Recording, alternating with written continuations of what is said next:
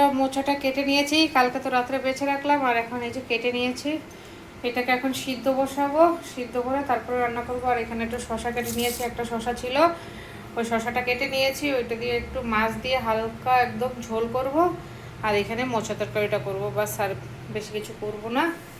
আর এই যে এখন ওটাকে সিদ্ধ বসিয়ে দেবো। সকালে চান দান হয়ে গেছে, চান টান করে পুজো টুজো দিয়ে দিয়েছি। এই গ্যাস লাইটটাও জানি না কি প্রবলেম করছে। এই যে সিদ্ধ বসিয়ে দিয়েছি, এটাকে সিদ্ধ হতে দেবো, একটুখানি সিদ্ধ করে নেবো। ততক্ষণ একটু আলু কেটে নেবো। আলুটা ভাজা হয়ে গেছে, এবার নামিয়ে দেবো। আর এদিকে মোচাটাও সিদ্ধ হয়ে গেছে, এই দেখো মোচাটাও সিদ্ধ হয়ে গেছে, এটাও নামিয়ে দেবো। বন্ধুরা মোচাটা ভেজে নিলাম একটুখানি তেলে, হালকা সিদ্ধ করে তেলে ভেজে নিয়েছি। ভাজা হয়ে গেছে, এবার নামিয়ে দেবো। আর এদিকে ভাতের ফেনাও এসে গেছে, এই যে এটা এখন নামিয়ে দেবো। এই বন্ধুরা মশলাটা কষানো হয়ে গেছে, পুরো যাচ্ছে মশলাটা। এই যে এবার মোচাটা দিয়ে দেবো,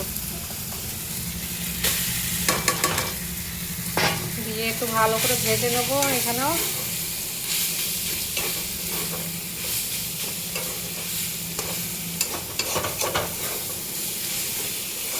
মশলাটা তো জল দিলে উঠেই যাবে, এখানে একটুখানি ভালো করে ভেজে তারপর জল দিয়ে দেবো। ভাজা হয়ে গেছে, এবার ঘন্টটাতে জল দেবো, মোচার ঘন্টটাতে জল দিয়ে দেবো।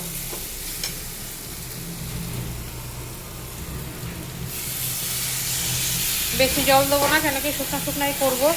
সেই জলটা দিলাম মশলাটা যে দিয়েছি ওটা একটু সিদ্ধ হওয়ার জন্য, বাস, এর থেকে বেশি আর জল দেবো না। এরপরে গরম মশলা দিয়ে নামিয়ে দেবো। এই জলটাও টানিয়ে দেবো, এই জলটাও থাকবে না।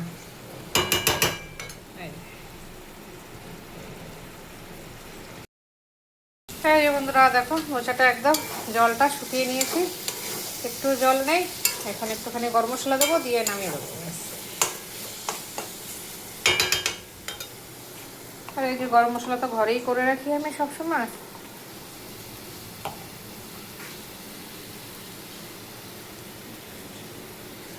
আমি কিনা গরম মশলা খুব কমই খাই, সবসময় ঘরেরই করা খাই। ব্যাস নামিয়ে দেবো, হয়ে গেছে মোচার ঘন্ট আমার।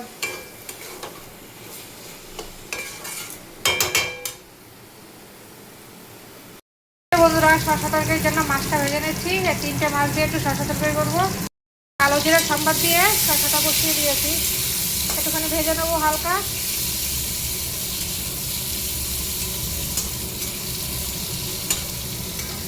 গরমের দিনে শসা তরকারি খাওয়াও খুব ভালো। যে আগের মশলা করা আছে ওইখান থেকে একটুখানি মশলা দিয়ে দেবো। শসা তরকারিতে বেশি মশলা না দেওয়াই ভালো। এই যে অল্প একটু দিয়ে দেবো।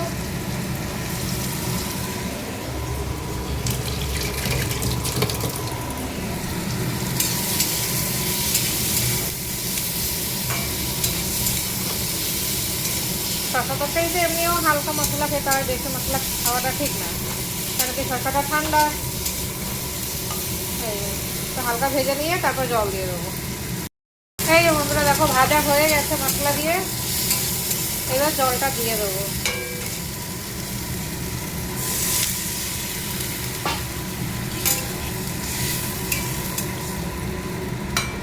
এই মাছটাও দিয়ে দেবো, মাছ ভেজে রেখেছি। বাস হালকা ফুটিয়ে নামিয়ে দেবো, বাস হয়ে গেছে।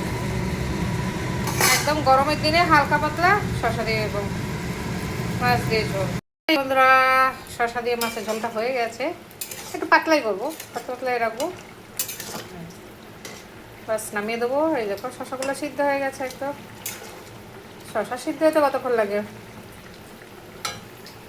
এই যে হয়ে গেল তরকারি। এই এখানে বরমাসে গিয়ে ফুচকা নিয়ে এসেছিলো সন্ধেবেলা, আর উনি থাকলে এই একটা ফায়দা হয় আমার, কি আমার নিচে যেতে হয় না, ও কিছু না কিছু এনে আমাকে সন্ধেবেলা খাওয়ায়, এইটা হলো ফায়দা। নমস্কার বন্ধুরা, তোমরা সবাই কেমন আছো, ভালো আছো কিনা? আর আমরা তো মোটামুটি ভালোই আছি। আর এখানে খাচ্ছি সন্ধেবেলা এখন ফুচকা, ফেভারিট, সবার ফেভারিট হয় ফুচকা না?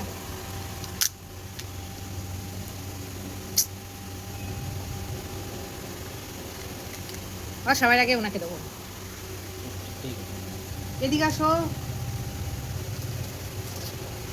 আসো তুমি। আর আজকে ভিডিও যাবে, এখন যাবে, ভিডিও দেখবো এখন।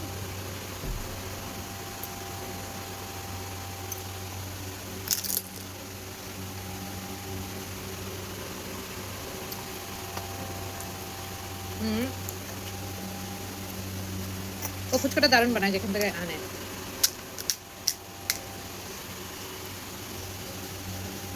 অনেকদিন পর খাচ্ছে ফুচকা। সেদিন আমি আর ছেলে খেয়েছিলাম, তারপরে আজকে নিচে গেছিলো, বলছিল কি আনবে, তাই বললাম যে একটু ফুচকা নিয়ে আসো। তাই না,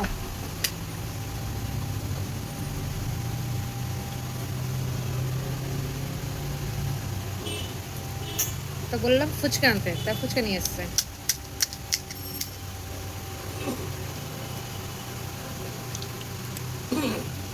নিচে একা একা থাকলে যাওয়া হয় না, খাওয়া হয় না।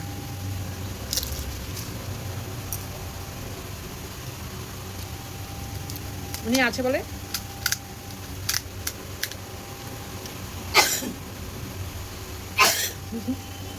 কি হলো?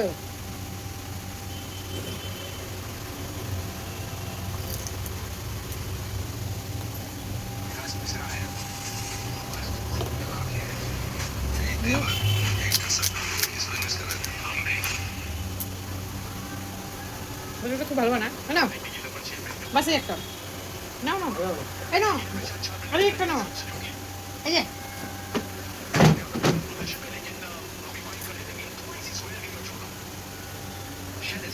এখানে বসো, এখানে বসো, শুকনা নেওয়া, শুকনা। ফুচকা একা একা খেতে মজা নেই, দুজনে মিলে খাওয়াটা মজা লাগে। আমার ছেলে থাকলে আমি আর আমার ছেলে খাই, আর মেয়ে থাকলে আর আমি আমার মেয়ে। বুঝা গেল?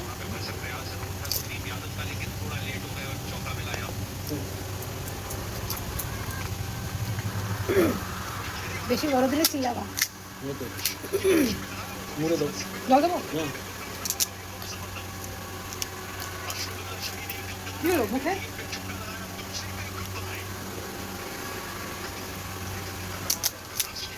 যত যাই বলো না, কলকাতার মতো ফুচকা কোথাও হয় না। কলকাতার ফুচকা আলাদা টেস্ট হয়।